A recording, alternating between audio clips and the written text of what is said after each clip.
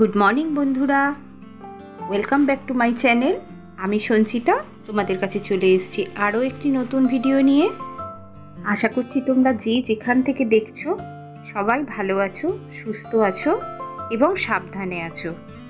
তো চলো, আজকে সকাল থেকেই দেখতে পাচ্ছ, আর সকালটা আমার সত্যি সকাল থেকে খুব শরীরটা খারাপ, তাই জন্য আজকে আমার কাজগুলো সব আমার মেয়ে ভার নিয়েছে।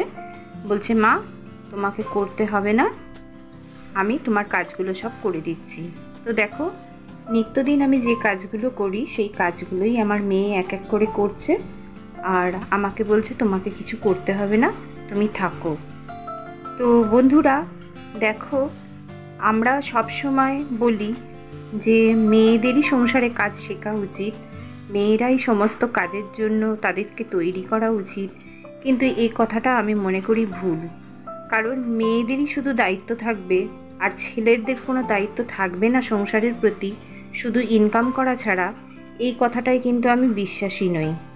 আমরা ছোটোবেলা থেকেই মেয়েদের দিয়ে যে কথাটা আমরা বলি যে সংসার সুখের হয় রমণীর গুণে, এইটুকুনি কথাই আমরা কিন্তু সবসময় প্রকাশ করি। কিন্তু তার পিছনে আর একটা কথা থাকে, সেটা কিন্তু আমরা কখনোই সবসময় সবার সামনে প্রকাশ করি না। যে সংসার সুখের হয় রমণীর গুণে, সে সুখ আসিতে পারে সমপতি গুণে। অর্থাৎ সংসারে ছেলেদেরও অনেক কাজ থাকে, এবং ছোটোবেলা থেকে আমরা মায়েরা যদি ঠিক মতো প্রশিক্ষণ দিতে পারি, তাহলে একটা মেয়ের ছেলের পাশে একটা ছেলেকেও কিন্তু সেই শিক্ষাগুলো দেয়া যেতে পারে। আর এই শিক্ষাটা কিন্তু আমরা মেয়েরাই দিই। আমরাই কিন্তু মায়েরা ছেলেদেরকে হাতে তুলে তুলে রাখি, কারণ তাদেরকে কোনো কাজ শেখাই না। তাই জন্য বিবাহের পরেও তাদেরকে শুনতে হয় যে তুমি কোনো কর্মের নয় অকর্মের ঢেঁকি। অর্থাৎ আমরা মায়েরাই তাদের কোনো কাজকে করতে শেখাই না, আর হাতে হাতে যে জিনিসটা লাগে সেটা আমরা দৌড়ে গিয়ে তার হাতের কাছে পৌঁছে দিই। সেই কারণেই একটা মেয়ে যতটা কাজ শেখে, এবং আমরা ছোটোবেলা থেকেই মেয়েদের বলে আসি যে তোমাকে পরের বাড়ি যেতে হবে, তাই তোমাকে কাজটাও শিখতে হবে ঠিক মতো। কিন্তু বন্ধুরা দেখো, শুধু কি মেয়েরাই হাতে হাতে কাজ করার জন্য প্রস্তুত হবে, ছেলেরা নয়? সেটা কিন্তু একদমই ঠিক নয়। কারণ একটা মা যদি তাকে ছোটোবেলা থেকে কাজ শেখায়, যখন মা বাবা অসুস্থ হবে বা মায়ের যখন শরীর খারাপ হবে, তার মধ্যে এইটুকু সিম্প্যাথি যেন কাজ করে যে আমি একটা, যদি মেয়ে হয় তাহলে সে উপলব্ধি করবে যে আমি মায়ের পাশে বা বাবার পাশে দাঁড়িয়ে ছেলের মতো কাজ করব। আবার যদি একটা ছেলে থাকে, তাহলে সেও যেন এটা উপলব্ধি করে যে আমি তো বাবা মায়ের সন্তান, আর মা বাবার পাশে আমারও দাঁড়ানো উচিত, যেন সিম্প্যাথিটা তৈরি হয় মনে। সেই জন্য আমরা কি করি বলো তো? সংসারে আমরা অনেক কাজ করি, কিন্তু আমাদেরই অজান্তে আমরা আমাদের সন্তানদের কুঁড়ে বানিয়ে দিচ্ছি। তাদের হাতে হাতে সব কিছু আমরা করে দিই, সেই কারণে তারা কর্মক্ষমতাটা হারিয়ে ফেলছে আস্তে আস্তে। তা আমাদের যেরকম পুঁথিগত বিদ্যা অবশ্যই থাকতে হবে, কিন্তু তার সঙ্গে সঙ্গে সংসারে প্রত্যেকটা মানুষের প্রতি যে ভালোবাসা, স্নেহ, মায়া, মমতা, দান, ধ্যান, এগুলোও কিন্তু আমরা মায়েরাই একমাত্র শেখাতে পারি। কারণ দেখো, আমি আমার মেয়ে করছে বলে আমি বলছি না, আমি সমস্ত মায়েদের বিষয়েই বলছি।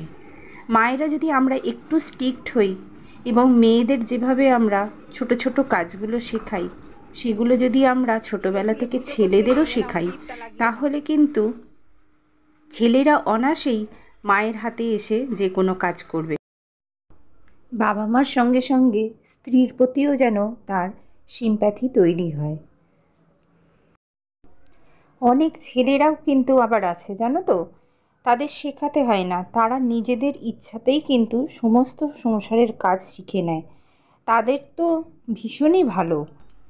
আমার বাড়িতে সারা দিনই কেউ না কেউ কিছু না কিছু সাহায্যের জন্য আসে, আমি কিন্তু তাদের কখনোই ফেরাই না।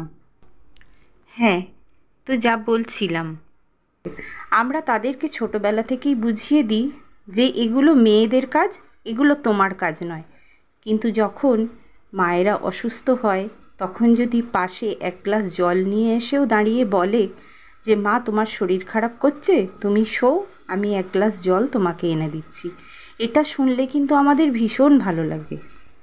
তখন আমাদের মনে এত শান্তি হয় যে না, আমার মুখের দিকে কেউ তাকাচ্ছে, বা আমি সারাদিন কাজ করি, আমার প্রতি কেউ কেয়ারিং, এটা কিন্তু ভাবতে আমাদের কিন্তু ভীষণ ভালো লাগে। তো বন্ধুরা, সবাইকেই আমার অনুরোধ যে সন্তান মেয়েই হোক বা ছেলেই হোক, দুজনকেই সমানভাবে দেখা উচিত। আর ছেলে সন্তানরা বড় আর মেয়ে সন্তানরা ছোট, এটা ভাবার কিন্তু কোনো কারণ নেই। কারণ আমি এটাই দেখব যে সারা জীবন আমি যাকে লালন পালন করছি অবশ্যই সে যেন কারোর কাছে ছোট কোনো দিন না হয়। সেই কারণে তাকে শিক্ষা দীক্ষা সভ্যতা সব কিছু কিন্তু দিতে হবে, এবং আমরা মায়েরাই পারি একমাত্র এইভাবে তাদেরকে বড় করে তুলতে, এবং দয়া মায়া অবশ্যই যেন তার মনে থাকে।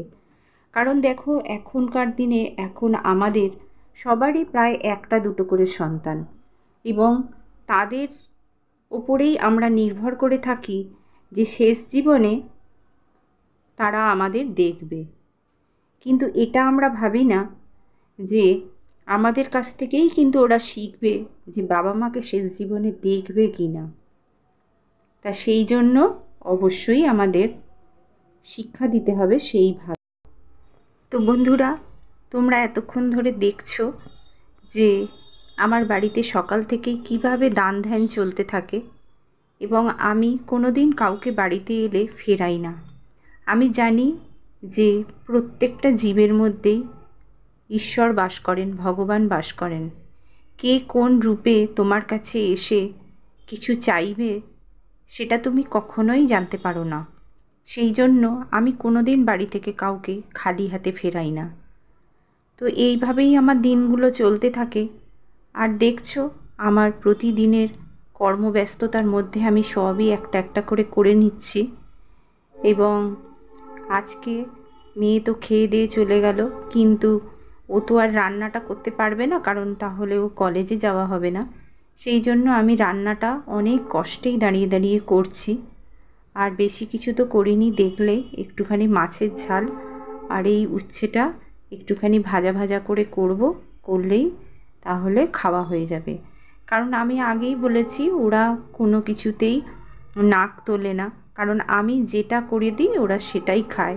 তা আমার এই একটা সুবিধা আছে, কারণ আমার খুবই ভালো লাগলো যে আমার প্রতি যে আমার সন্তানের একটা সিম্প্যাথির জায়গা আছে, এটা ভেবেই কিন্তু আমার ভীষণ ভালো লাগছে। কারণ আমি শুধু আমার সন্তানের কথা বলবো না, আমার স্বামীও আমার প্রতি খুব সিম্প্যাথেটিক। সেই কারণে কি বলো তো, আমাকে অনেকটাই হেল্প করে। আর হেল্প করলে সেটা আমার স্বীকার করার জন্য আমার কিন্তু একটুও কুণ্ঠাবোধ হয় না। কেন জানো তো? কারণ যে কাজটা করে সে যদি এতটুকুনিও করে কাউকে সাহায্য করে, এবং সে যদি সেখান থেকে অনার পায়, তাহলে কিন্তু তার করবার ইচ্ছাটা আরও দ্বিগুণ হয়ে যায়। সেই কারণেই কিন্তু সব সময় আমাদের এটাও কিন্তু শেখাতে হবে যে তুমি যে কর্মটা করেছো তার জন্য আমি তোমাকে সম্মান দিলাম, তাতে তার ইচ্ছাটা আরও দ্বিগুণ হবে। তো দেখো, এই আমার বাড়িতে আরেকজন এসে গেছে, ইনি রোজ আসেন এবং আমার কাছে এনার আবদার ইনি পূরণ করে যান। আমার মাটা খাবে গো। আমার মাটা দুদিন আসেনি কেন? হ্যাঁ, আমার মাটা দুদিন আসেনি কেন? কি গো, আমার মাটা দুদিন আসেনি কেন গো? আমার মাটা আরও খাবে।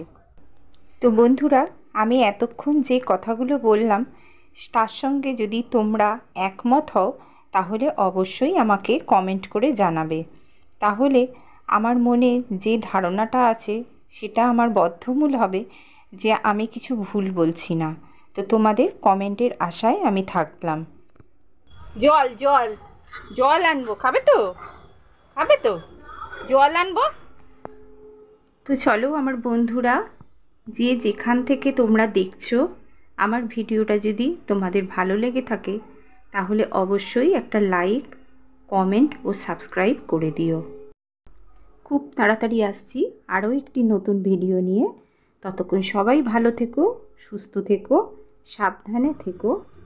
টাটা।